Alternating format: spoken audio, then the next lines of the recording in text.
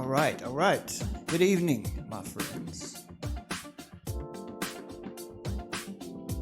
Welcome to the show.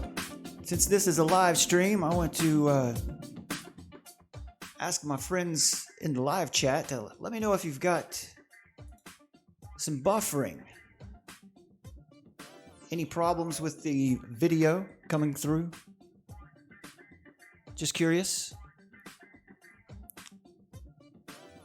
Anyway, we'll get started with, I guess a fun one.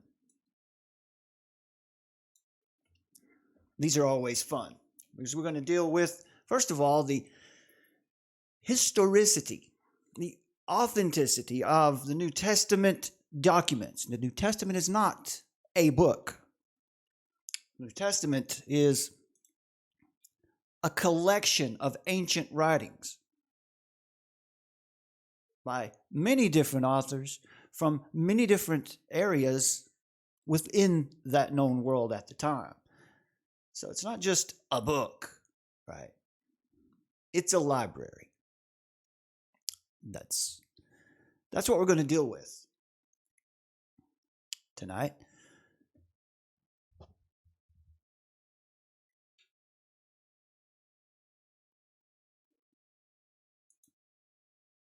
All right. So anybody who's live, if we're having any trouble, if you're catching buffering out there, just let me know. We'll see how it goes from here on out. All right. Let's get started.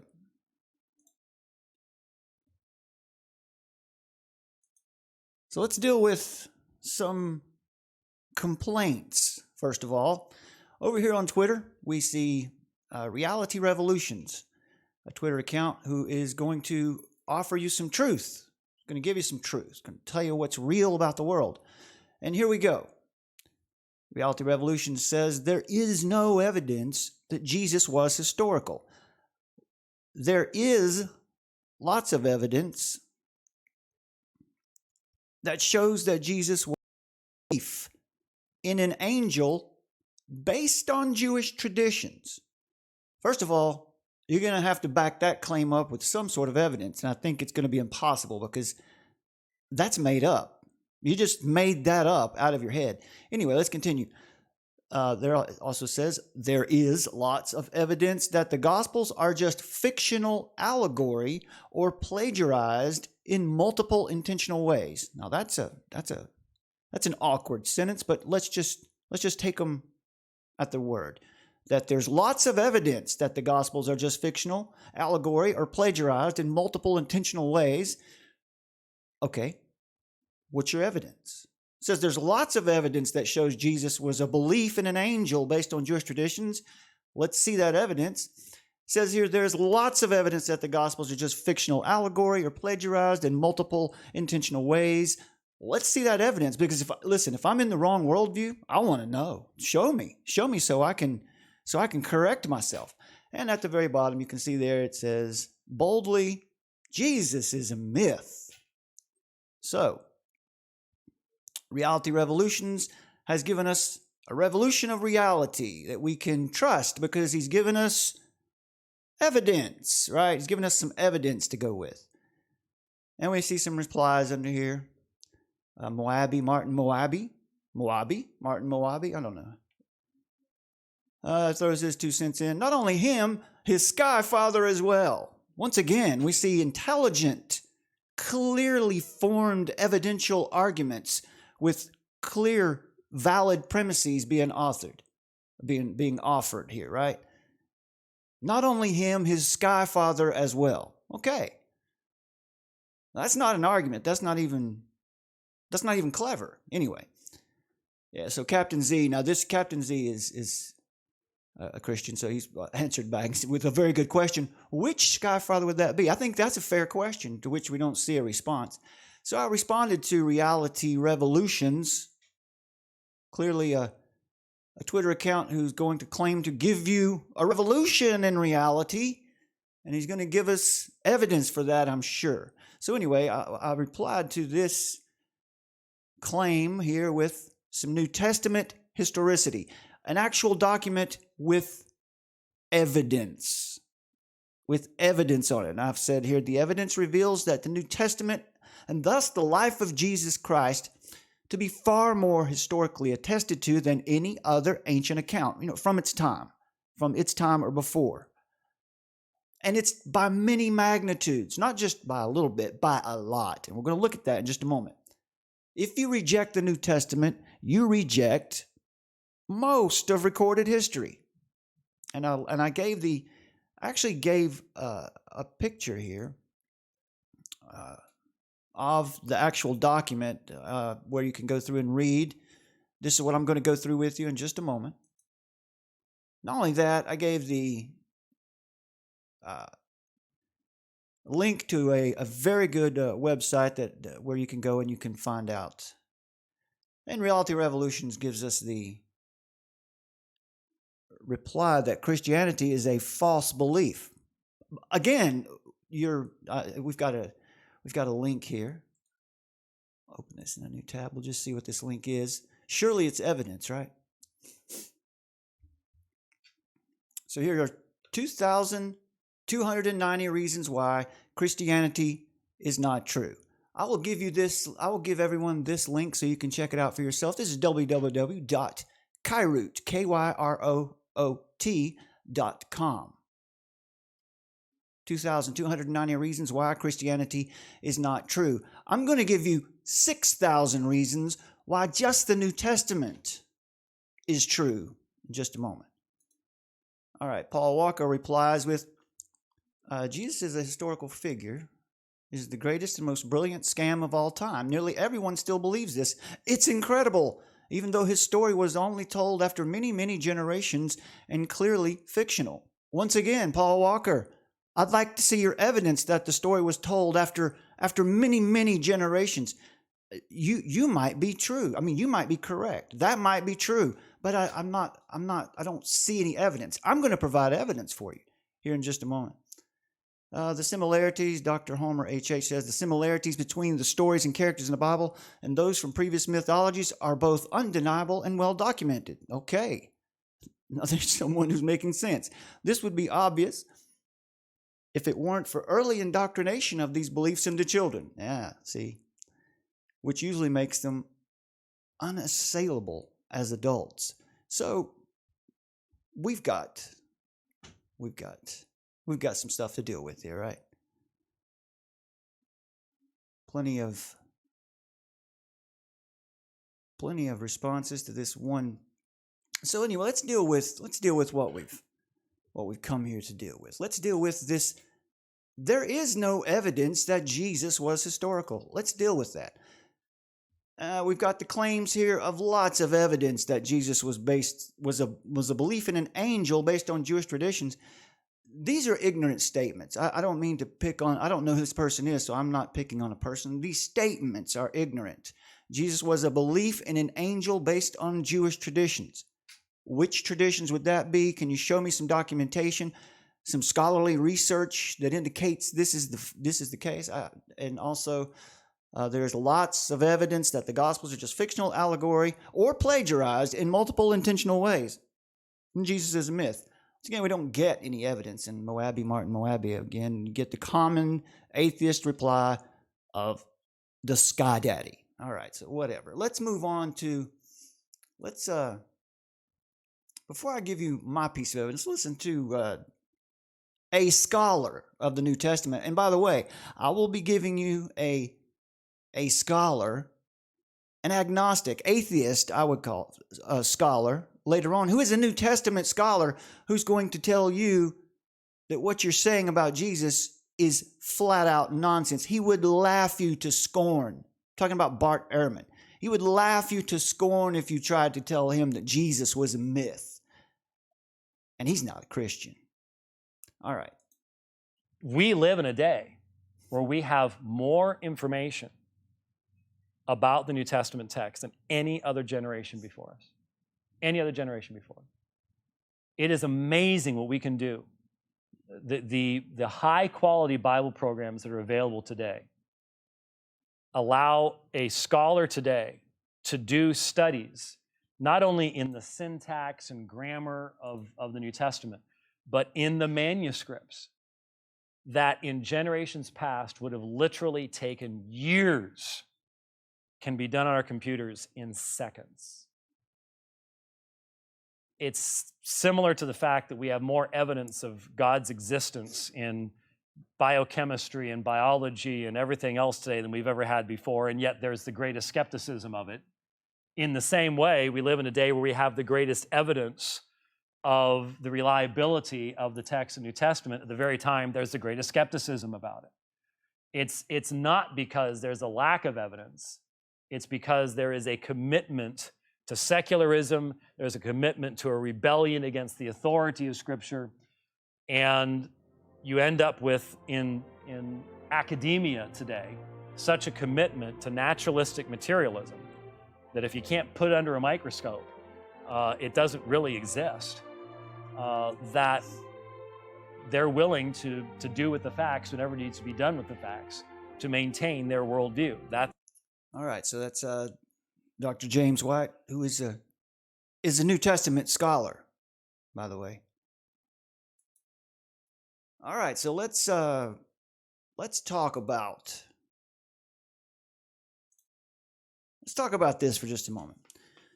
Now, what we've just seen is so typical of, I'm going to just say, most of the atheists that I encounter, whether it be on Twitter, out in the real world, or wherever. Most of the responses are like these. They're just ignorant and uninformed responses. There has been no effort made to, let's see, I need to go over here and cover one more piece I got from our brother Edu here earlier today. Another from Reality Revolutions, the one who gives you a revolution in reality. Talking about here the evidence for New Testament.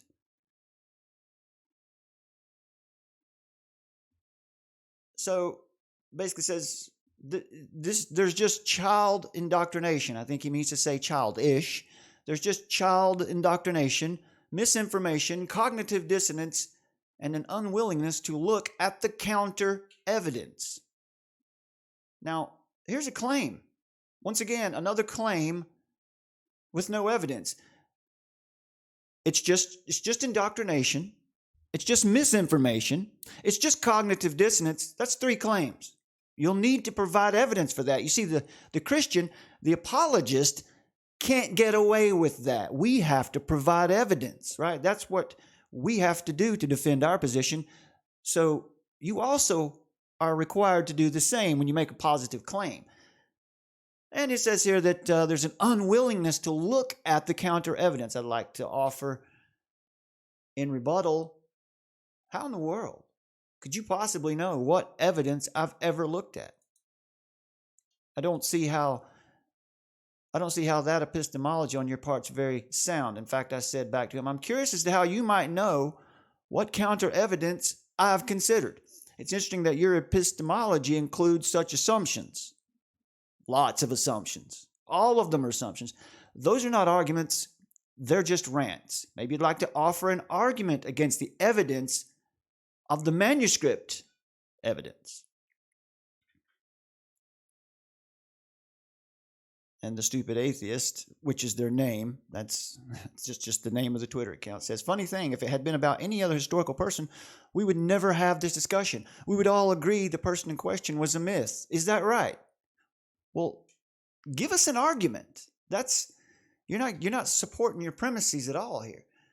All right, so, and Edu actually gives a response to this person, which is useful, by offering, here's a nice list for you that you could pay attention to of people who you would have to assume are all myths if you're going to say that Jesus was a myth.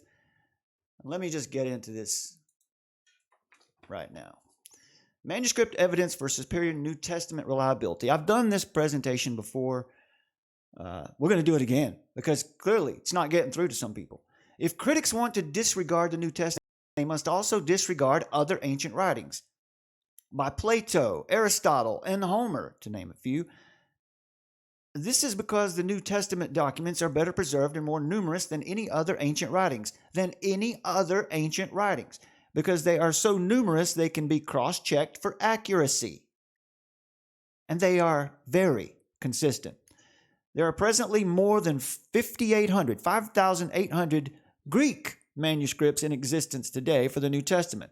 If we were to compare the number of New Testament manuscripts to other ancient writings, we find that the New Testament manuscripts far outweigh the others in quantity. There are thousands more New Testament Greek manuscripts than any other ancient writing. Repeat. There are thousands more New Testament Greek manuscripts than any other ancient writing. Now, the Twitter atheist is going to say, oh, it's just a manuscript. It's plagiarized. It's just made up. Okay? Lucretius, Pliny the Younger, Plato, Demosthenes, Herodotus, Suetonius, the sources where you get your history from. When you study history in high school, in college, these are the people you're... So if you're going to throw the New Testament out, it's all plagiarized, it's all nonsense. Well, then you don't have any history at all. Just forget about it. You don't know anything about your life. Okay, so let's continue. There are... the internal consistency of the New Testament documents is about 99.5% textually pure. We'll get to those impurities in a moment. Don't think I'm going to skip over that. That is an amazing accuracy. In addition, there are over 19,000 copies in other languages, in the Syriac, the Latin, the Coptic, and Aramaic languages. Now that we've got nearly 6,000 Greek New Testament manuscripts and 19,000 New Testament manuscripts in other languages. The total supporting New Testament manuscript base is over 24,000 manuscript copies. All right. Almost all biblical scholars agree that the New Testament documents were all written before the close of the first century. So you were about to say, Twitter atheist, you were about to say, yeah, they just made them up last year. No. These all come from within 100 years of Jesus' life, death, and resurrection. Some of the Gospels, some of the manuscript pieces that are available today for study are as far back as within the same generation as when Jesus died. People who were alive at that time.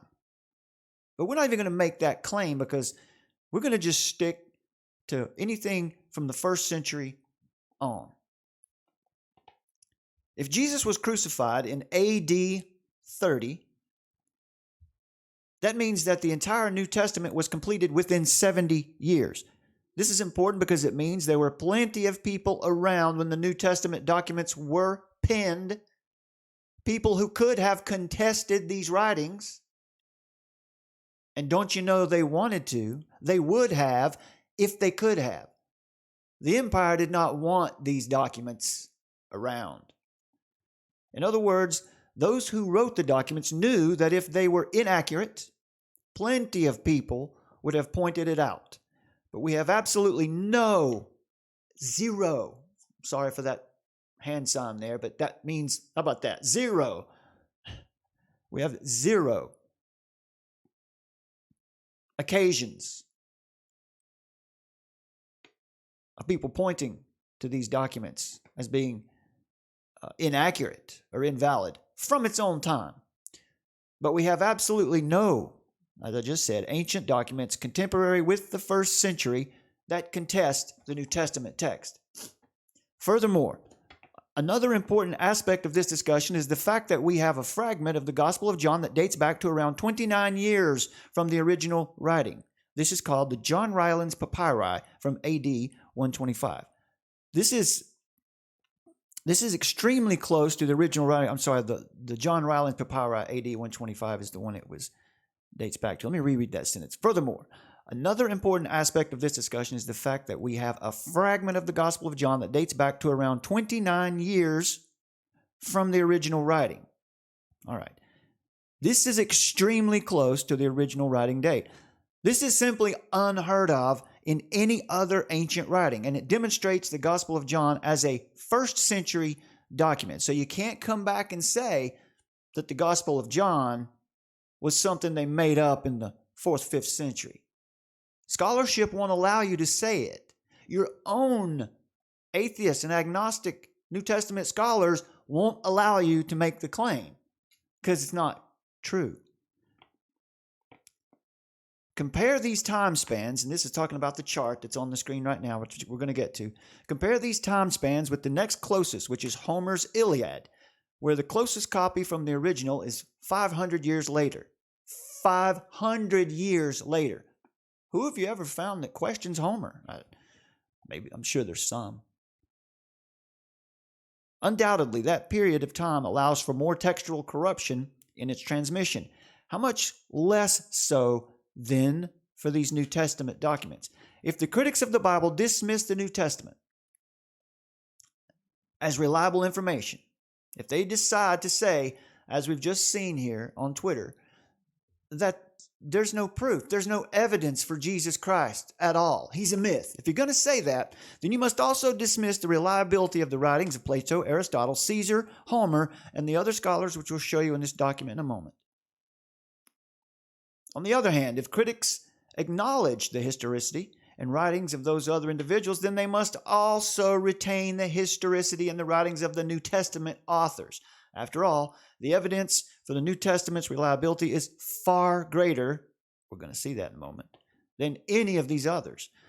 The Christian has substantially superior criteria for affirming the New Testament documents than he does for any other ancient writing ever. It's good evidence on which to base the trust and reliability of the New Testament. Now, more information. Here's some stats for you. I'll give you some statistics because we were going to talk about those textual impurities. 99.5% accurate here. We're going to go now. Let's get out the New Testament and show you. There you go. 99.5% accurate. Textual purity. 0.5% impure. So you want to focus on that. All right, so we'll focus on that. There are just over 138,000 words in the New Testament. There are over 400,000 variants found in the more than, at this point, 6,000 manuscript copies. This is often used by critics to disparage the authenticity of the New Testament, which is silly when you see what we're dealing with here. Clearly, folks, the more manuscripts that are available, the more variants that will be present. These weren't Xerox. These weren't copied on a copier. Human beings had to handwrite, had to take one, look at it, and handwrite to make a new manuscript. So you say there is where the problem is. That's how it's all impure. Let's just 99% of these variants, these mistakes that were made in copying from one to the other, are spelling or syntax, etc. Things like that. Things that have no effect on the meaning of the text, or the validity of the text, or the historicity of the text. It's spelling. It's punctuation. We don't see any of them disagreeing that Jesus Christ was God in the flesh. Let's just keep it simple for our atheist Twitter friends out there. The fact that Jesus Christ existed, all right, that's the argument we're making today. That Jesus Christ existed and the New Testament is the proof of it, is the evidence of it. Since that seems to be what we're dealing with here today, we'll stick to that argument. The fact that Jesus is a myth.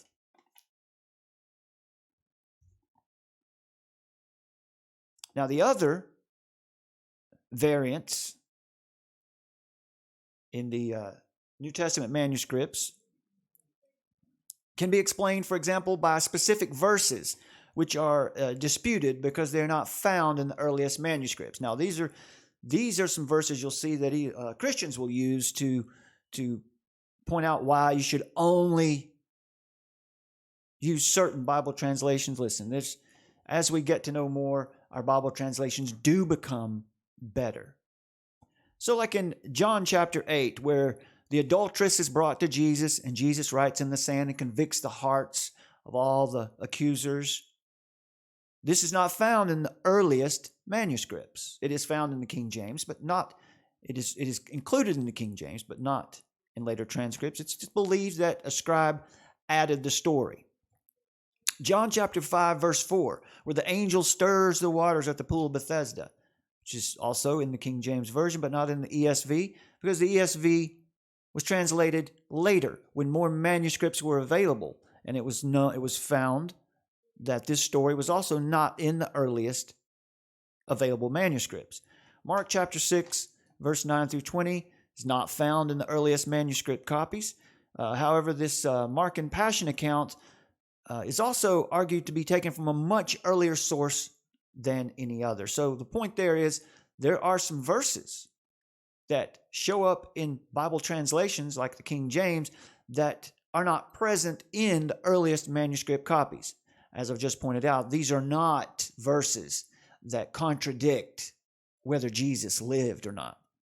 These are variants. These are textual variants, as the critics call them. As you can see, these are not variants that destroy the gospel or reveal a new gospel, nor in any way change the core of the Passion story. The biographies, the Gospels, one that Reality Revolution told us was plagiarized, and something else. It's the same argument over and over, like the Gospels are some kind of archetypal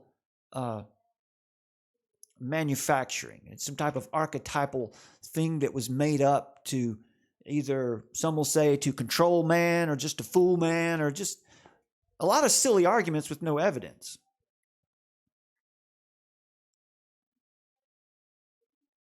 Or the epistles and other books found in the New Testament. In fact, these variants reveal the obvious, that the New Testament texts were copied by hand and bear the characteristics of true testimony. What does that mean? How does it bear the mark of true testimony? Because you would expect stories to vary a bit from manuscript to manuscript. That's how truth in investigations, that's what truth looks like. When everyone has exactly the same story, right down to the comma, you've got a problem then. You know you've got some collusion. There is no evidence of collusion here. Quite often, false testimonies or stories that are contrived via conspiracy will be oddly identical. That's what the point is there. When you have a lot of people who have gotten together and made up a story, the story's going to match pretty much identically. That's not what we see in the New Testament documents. In this case, the variants aid to prove the authenticity. The New Testament collection of text comes from multiple authors who lived and wrote in multiple areas of the known world for multiple audiences over a period of around 70 years. The manuscripts were produced over many years, yet the accounts they provide do not vary in the core message. Jesus Christ is the Son of God, is God, lived a life, preached the gospel for 3+ years, laid down his life at the cross for the sins of the world, was raised from the dead by the Heavenly Father, the Most High God, in victory over sin and death, was seen post-mortem, touched and interacted with in the flesh by the apostles and many others. So what is this? This is eyewitness testimony. Now, we're not just going to claim that Jesus was real. We're going to claim that Jesus was raised from the dead. That's what the New Testament shows. The New Testament is eyewitness testimony of this fact. Without the resurrection of Jesus, Christianity is dead. There is no such thing as Christianity without the resurrection of Jesus Christ. And you're going to say, well, that's not evidence. There are two kinds of evidence. Here's my J. Warner Wallace spiel, because it's true. Two kinds of evidence. There is direct evidence which is eyewitness testimony. And there is indirect evidence, which is everything else other than eyewitness testimony. What we have here in the New Testament is eyewitness testimony. Now you're going to say, oh, because I don't get to interview that person in the flesh, well, it's not really eyewitness testimony. Well, I'm sorry. That's not how logic works. The New Testament is the most unique ancient text on the planet, especially when held up in comparison to other uncontested ancient texts. A few more very important items to note are these. The New Testament has survived the Roman Empire burning as many manuscripts as they possibly could. They burned all the manuscripts they could find. My friends, we have 6,000 Greek New Testament manuscripts available. And the Roman Empire was burning them as fast as they could find them. What's that tell you? What's that tell you? And also the early papacy destroyed every manuscript they could find that was written in the common language, which was at that time Koine Greek.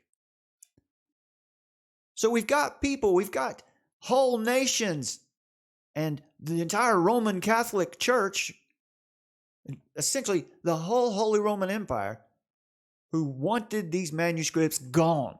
And they burned and destroyed them as fast as they could find them. And they also burned people with those manuscripts around their neck when they found them with them as well. Yet, the New Testament is still to this day the most well-attested ancient writing of all time.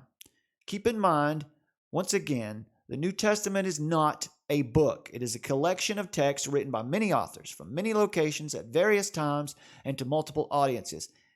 It is its own external source of validation. However, for those of our atheist friends, these on Twitter who say Jesus was a myth, for those who feel they need to have some external proof, such claim, I give you the words of the world's most renowned English-speaking New Testament critic and scholar, who is vehemently not Christian. I think he claims to be agnostic. In my opinion, there's no difference between an atheist and an agnostic because it's going to end just the same for both. In a debate with theologian Pastor Dr. James White, who was the man we saw in the previous video, in a debate with Dr. James White, this New Testament scholar from the University of North Carolina, the religion department at the University of North Carolina, in a debate with Dr. James White, said this, quote, "This is your source. We have much earlier attestation for the New Testament than we have for any other book from antiquity," unquote. That's Bart Ehrman. All right, so let's talk about these documents for just a moment. Let's look at what we're dealing with. What are we actually saying here? So let's start down here with the New Testament. What we see when we look at the New Testament in this chart, let's get the legend up here. The date written, earliest copy, approximate time span between the original and the copy, the number of copies available to go by, to test it by, and the accuracy of those copies. Down here for the New Testament, we see that all of the documents, all of the original documents were, is that what this says here?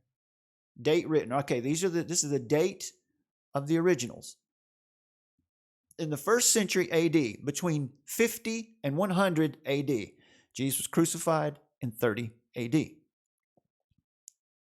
This is the same generation, or the very next one after it. It's in the same time frame. The second category is the earliest manuscript copy. Okay, 2nd century AD. This is where we were just talking about where the new manuscript fragments have been found that are as close as the same generation of when Jesus lived. Now this is where the idea that the New Testament is is unreliable, falls apart. The approximate time span between the original and the copy. Well, let's see, what about this? Less than 100 years. Now, we're talking about all of the books of the New Testament. It's not one book. It's 27 different documents. And all of their manuscripts come, all of the originals come from within less than 100 years after the event being Jesus' life and death and resurrection. Now, how many copies, manuscript copies are there? To bring it up to date, there are close to, at this point, probably over 6,000 manuscript copies available to work with, and we've just talked about them being textually pure up to 99.5%. Okay, big deal, the atheist says. How does that compare to what we have? Let's talk about some historians. We've got Sophocles here. We've got Tacitus. We've got Caesar. Get some history from Caesar. Suetonius, history. Herodotus, history. Pliny the Younger, history. Let's just start with Pliny. And Plato. Who questions Plato? Who's out there on the street corner talking about how Plato was a myth, that he was fake, or that his writings are plagiarized, and that they're indoctrination? Who's out there yelling on the street corner that Plato's writings are indoctrinating everyone? Nobody's doing that. But anyway, everyone accepts it to be just perfectly authentic and pure. But Plato, the date when it was, they can identify as close as possible when it was written, 427 to 347 BC. Well, this is when Plato was living. The earliest copy available of the original is 900 years after the fact. That means that it was oral tradition until 900 years when someone decided to write it down. What was the New Testament again? Oh, yes, it was within the same generation. Okay. But Plato, I don't see anyone on Twitter questioning how inauthentic Plato's writings are. So the approximate time span between the original and the copy, it was 1,200 years. I read the chart wrong. It's actually 1,200 years from the time of the original to the time of the first manuscript copy available. And how many of them are there available to go by? How many do we have to study to be able to find out how accurate and pure they are? We have 7. 7 copies to go by. How about the New Testament? Oh, yeah. 6,000 in Greek, 19,000 in other language, 24,000 manuscript copies to go by. That's not just a few more. That's magnitudes greater. Okay. Let's go to Suetonius, for example. You get history from Suetonius. His documents written somewhere between 75 and 160 AD. The first available copies, 900 AD. My friends, that's 1,300 years between the originals and the copies, and we have a whopping 8 copies to go by. Let's see, New Testament, once again, 6,000 copies to go by. Copies were written in the same generation as the originals. Some of them, admittedly, some of the books were not written until the 2nd century.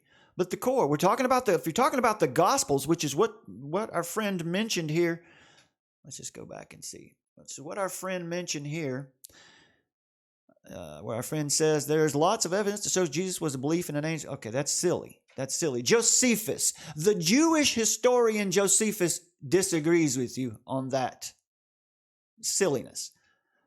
And the second claim was there's lots of evidence that the Gospels are just fictional allegory or plagiarized in multiple intentional ways. I don't know what he means by plagiarism.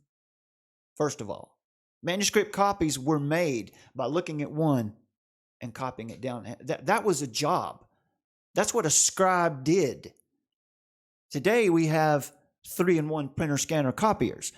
In those days, they had people who were very good at copying from one to the other.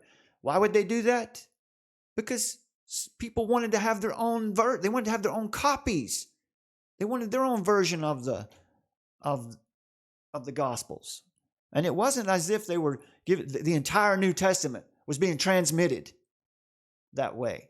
One book at a time, a couple books at a time. You got to study your history a little more before you go on Twitter and start regurgitating nonsense. This is silliness. Calling the Gospels plagiarized is, well, it just reveals a lack of understanding of the very issue that you're trying to talk about. And he says that the Gospels are just fictional allegory. What's your evidence for that? All the scholars, Bart Ehrman, the agnostic New Testament scholar at the University of North Carolina at Chapel Hill, check him out, will laugh you to scorn for saying that Jesus is a myth. So maybe you need to take your argument to Bart Ehrman's Twitter feed, or maybe you need to take up an argument with him at some point. And finally, Jesus is a myth. Well, if Jesus is a myth, all of the history that you're familiar with, all of the ancient history that you've thought in your life is also a myth. You want to make that claim, that's fine. That's fine if you want to make that claim, but you're going to be living a very strange mindset when you do that. Let's talk about Caesar, for example. Goodness gracious. Caesar, at least the one who lived between 100 and 44 BC. We get some history from this Caesar. Well, how has that history been transmitted to us? Well, the earliest manuscript copies of these writings are 900 AD, which is 1,000 years after the fact, 1,000 years after the originals. And I'm sure we must have thousands, hundreds of copies of these historical writings from Caesar. No, my friends, we have 10. We have 10. New Testament, 6,000. And that's being very conservative. That's being very generous to you. I could throw around that 24,000 number, including all the other languages, but we're only going to use enough to win the argument here. We don't need to pull out all the stops because this argument's so silly. Tacitus, another resource for ancient history. Originals written around AD 100.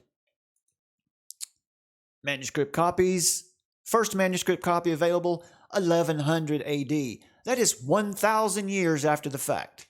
Once again, New Testament, the first available copies are available in less than 100 years. Some of them, the Gospels, now this is all of the New Testament. The Gospels themselves, much less than that. As I said, Gospel of John is under 30 years from the originals. So your argument's broken down, my friend. Your argument is falling apart before your eyes. So who is the best? I don't know, Aristotle. Let's just look at Aristotle. This is not the best example, but this is, I guess one of the most well-known and famous, and who's always held in such high regard. I appreciate Aristotle's writings. Aristotle realized. He didn't know the way he stated it was with what he had to go on at the time, but he knew there was a cause to this effect. First cause. Anyway, Aristotle lived around the time of 384 to 322 BC, which is when his writings would have occurred, obviously. Well, the earliest copies of Aristotle's the first manuscript copies of Aristotle's original writings were available in 1100 AD. That is 1,400 years after the fact. 1,400 years after the fact. Aristotle, so famous, surely we have thousands or hundreds of manuscript copies available to look at about Aristotle, right? We have, surely maybe we've got at least 100 copies, manuscript copies of Aristotle's writings. In fact, not even 50. Let's be generous. You got 50. I'll give you 50. I'll give you 100. You know what? I'll give you 1,000. Let's go on down to, there's Homer. Homer is going to be your best example. The Iliad. Now, what we're talking about here is the fact that it is Homer's writing. The fact that we can know anything from this time period is what the argument is. So around 900 BC was when the original was written. 400 BC was when the first manuscript copies were available. That's 500 years after the fact. And look at this. Finally, we've got something that we can actually measure. 643 copies of the Iliad by Homer. And that's from 900 BC. That's pretty awesome. That's really, really good. And the textual purity of those manuscripts, one to the other, how much do they vary from one to the other? That's what textual purity means, is 95%. That's excellent. You know what? I believe Homer wrote the Iliad based on that. Once again, we'll check down here with the New Testament, and we'll see that, once again, there are 10 times as many manuscript copies available just in the Greek, only in Greek. 9 to 10 times. Let's just say 9 times more manuscript copies available of the New Testament, and they are 99.5% textually pure, meaning that from one manuscript copy to the next, they all say exactly the same thing. Not exactly. There are some spelling mistakes and some punctuation problems and a verse here and there that show up that may have been included by a scribe. But we're talking about 99.5% textually pure. So if you believed that Homer actually wrote the Iliad when you studied that in school, if you did study that in school, I don't know, not many public schools do that anymore. Not many public schools offer a classical education anymore where the classics are offered and studied, and I think that's why we see a lot of really silly arguments against the New Testament offered, like on Twitter, on YouTube, the internet in general. Out here on the street, people are a little less bold when you come in contact with them face to face. They're a little less bold about saying that Jesus was a myth or that the New Testament is just plagiarized. What was it that Reality Revolution said again? There's lots of evidence that the Gospels are just fictional allegory or plagiarized in multiple intentional ways. Reality Revolutions. Put on your camera. Record yourself like this, giving me your evidence as to why what you've just said here is true. Show me how Jesus is a myth. You've made a positive claim here. Your positive claim demands evidence. I have to give it. I'm required to give it. No one's going to listen to me and take me seriously if I don't offer evidence. Because the heart of man today is set dead against anything that has to do with objective morality or a creator. And his heart is especially darkened toward a Savior. Toward the Savior, Jesus Christ. And that's what we see. This is what we see all around us. Jesus is a myth. There is no evidence that Jesus was historical. That is the essence of Reality Revolution's claim, and I will challenge this person. Turn on your camera. Do your research and come up and show me exactly how there's no evidence that Jesus was historical. Don't just give me a link to follow in your Twitter, in your tweet. Come on here and show me. Show me how you've done some research and you've written up some sort of response instead of regurgitating the same nonsense over and over that atheist and agnostic scholars will laugh you to scorn for saying.